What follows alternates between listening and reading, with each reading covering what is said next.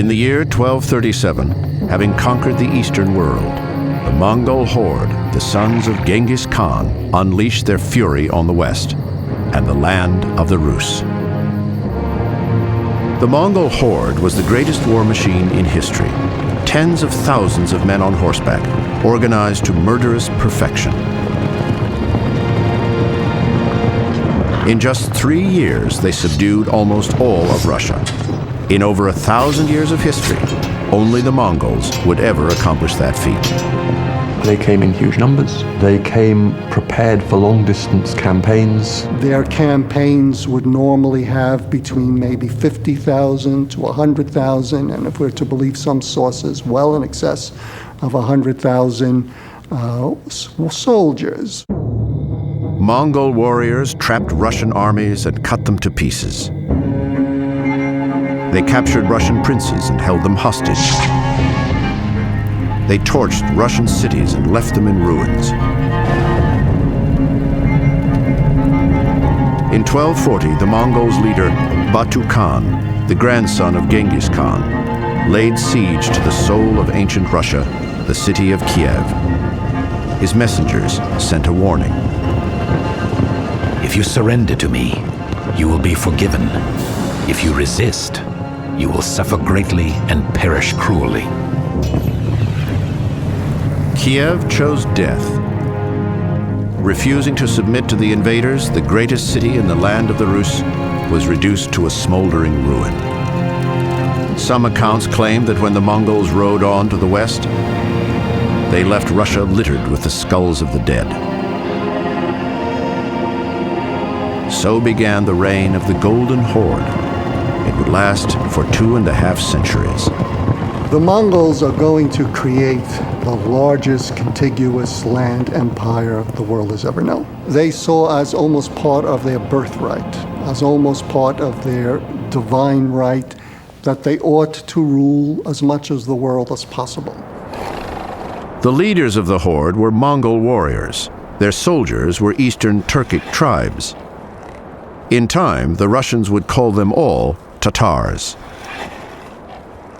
Yet the Tatars never sought to occupy Russia, only to dominate it through tribute and terror.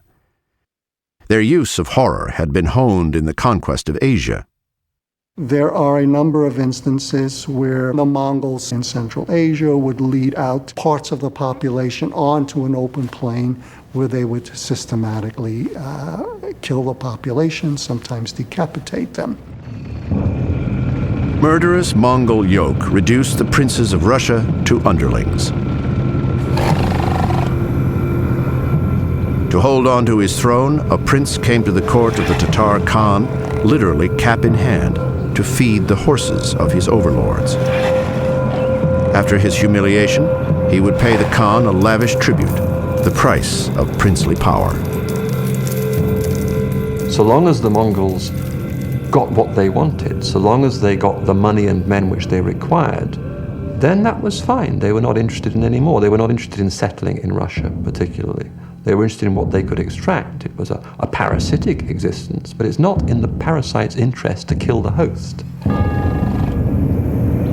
The Tatar Khan would choose one prince to rule the Rus in his stead. The donor of the richest tribute was awarded the honored title Grand Prince of Vladimir, the Prince of Princes. Brother fought brother as rival Russian noblemen competed for the prize. The Mongols had divided the Rus. Only a united people would be strong enough to resist their rule.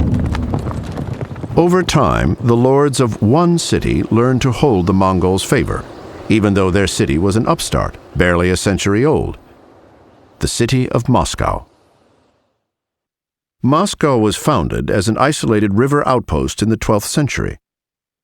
But by the 1300s, Moscow was a growing city built around a great fortress, her Kremlin. In 1325, Moscow's prince, Ivan I, cut a deal with the Mongols. Ivan would collect tribute for the Khan not just from Moscow, but from all nearby lands as well. His role as taxman soon won Ivan the nickname Kalita, moneybags. Moscow learned to use the Mongols well. The Muscovite princes, over time, will come to monopolize the title to the Grand Prince of Vladimir. And they could not do that without Mongol support. As Moscow grew, of course, it had more money than anyone else, and it could assume military leadership of the Russian principalities, of which there were, 50 or probably more. Yet as their power grew, Moscow's princes chafed under the grip of the Khan. Over time, the Muscovites acquired the resources to build an army and turn against Russia's oppressors. In 1380, Dmitry, Moscow's new Grand Prince, rallied over 50,000 warriors from across the land. On the banks of the River Don, Prince Dmitry led Russia into battle for freedom from the Mongol horde. They swept into battle like two powerful storms, their weapons glittering like lightning. Blood flowed down the valley and mixed with the River Don. Tens of thousands died. Prince Dmitry himself was pulled near dead from beneath a pile of corpses. The prince survived. The Russians had won the battle, but the Mongol yoke was by no means broken.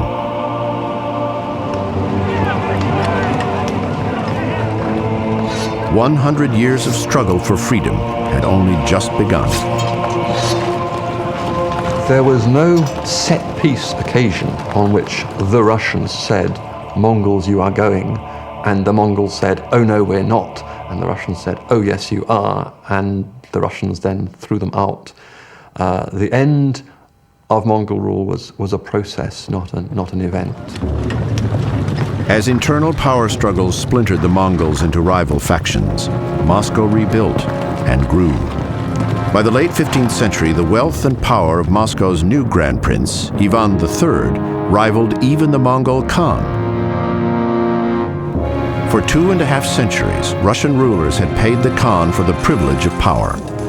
In 1480, Ivan of Moscow cut the Mongols off. Ivan III eventually said, "No, we're not going to pay tribute anymore, as if you were our overlords. We will simply not do this anymore, and see what you can do about it." Faced with a united Russian front, the Tatar armies could no longer dominate the battlefield, or the Rus. The Mongol Khan abandoned control of Russia to Moscow and her Grand Prince. Prince Ivan III had united the Russians under the banner of Muscovy and beaten back the Mongol horde. Soon, Ivan would take a new title for himself, Tsar, absolute imperial ruler of all the Russias.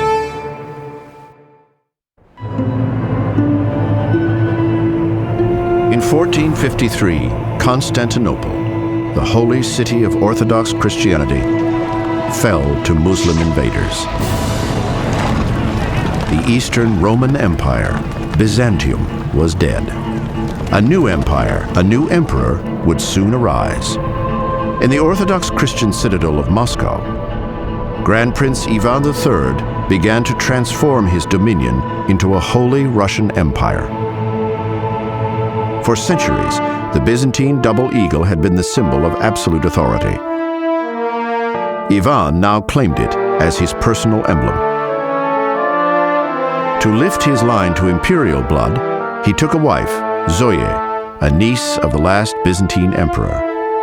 Moscow's royal family even devised a new family tree, tracing their line back to Rome and the Caesars. Ivan III's wife was quite influential in telling him, "You no longer need to be the first among equals, but you need to be the autocrat, the Tsar, the Caesar." And so, in 1493, the Muscovite prince began to adopt the imperial title of the Byzantine emperors, Tsar, Russian for Caesar.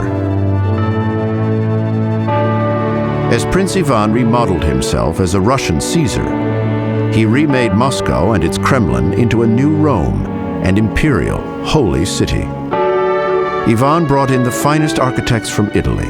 he charged them to raise monuments to God's glory and Moscow's power. The Kremlin becomes a sacred Christian center.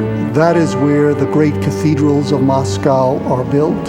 You might liken it to the imperial city in Beijing and the Chinese emperor's sacred inner city. For a finale, Ivan's architects enlarged and restructured the Kremlin fortress itself. They encircled it with stone ramparts 16 feet thick and crowned by 19 towers.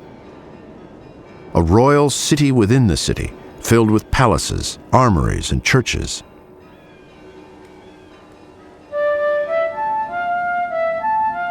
In the endless lands outside Moscow, Ivan the Great also began to change the rules of life for Russia's rural majority.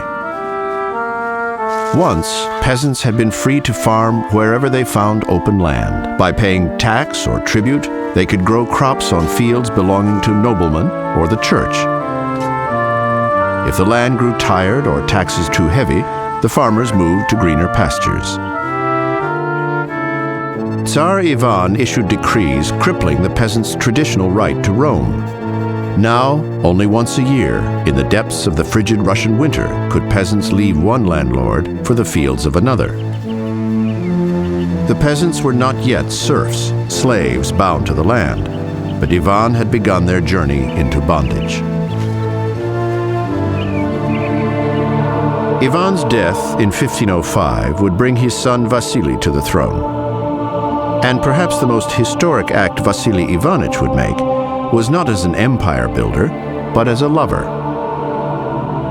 Behind the gates of a convent, the prince locked away his first wife, Salomea.